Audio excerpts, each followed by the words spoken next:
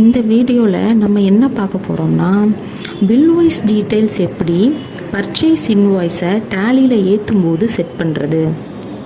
நீங்கள் F11ல் பில்வைஸ்க்கான options activate பண்ணிட்டீங்க.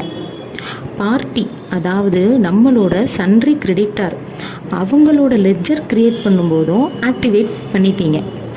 ஆனால் பர்ச்சேஸ் என்ட்ரிஸை டேலியில் ஏற்றும்போது எனக்கு பில் ரெஃபரன்ஸ்க்கான ஸ்க்ரீன் ஓப்பன் ஆகலை.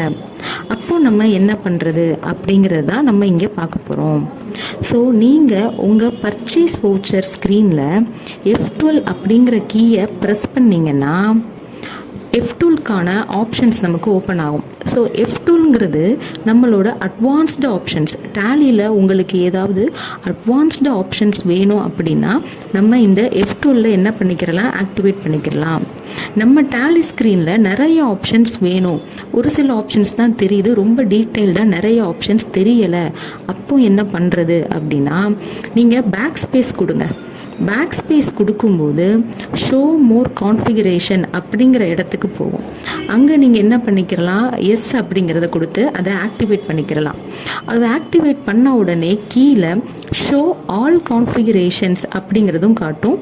அதுக்கும் நீங்கள் எஸ் கொடுத்து ஆக்டிவேட் பண்ணிங்கன்னா இப்போ உங்களால் F12ல் இருக்கிற எல்லா ஆப்ஷன்ஸுமே பார்க்க முடியும். இங்கே use default billwise details for bill allocation அப்படிங்கிற ஒரு ஆப்ஷன் இருக்குது.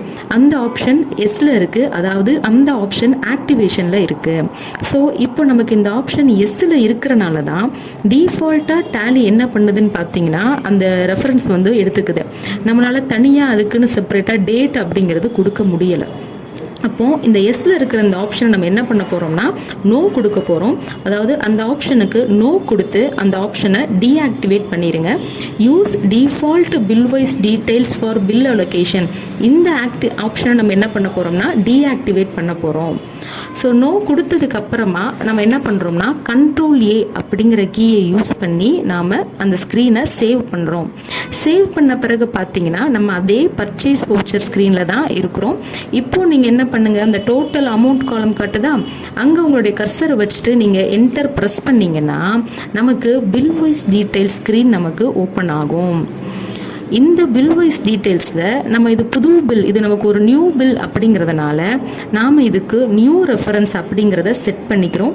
அப்போது இந்த பில்லுக்கான டியூ டேட் அப்படிங்கிறத நம்ம கொடுத்துட்டு நாம் என்ன பண்ணுறோம்னா இந்த வவுச்சரை நம்ம சேவ் பண்ணிக்கிறோம். உங்களுக்கு அல்லது உங்கள் ஃப்ரெண்ட்ஸ் ஃபேமிலி மெம்பர்ஸ் யாருக்காவது டேலி படிக்கணும் அப்படிங்கிற இன்ட்ரெஸ்ட் இருந்துச்சுன்னா நம்ம சன் இன்ஃபோடெக் டேலி அகாடமியில் சண்டேஸ் மட்டும் ஆன்லைன் கோர்ஸ் வந்து நம்ம ஹேண்டில் பண்ணுறோம். ஸோ உங்களுக்கு யாருக்காவது இன்ட்ரெஸ்ட் இருந்துச்சுன்னா நீங்கள் ஸ்க்ரீனில் தெரிகிற இந்த நம்பருக்கு கால் பண்ணி நீங்கள் உங்களுக்கு அட்மிஷன் வந்து நீங்கள் புக் பண்ணிக்கிறலாம். தேங்க்யூ.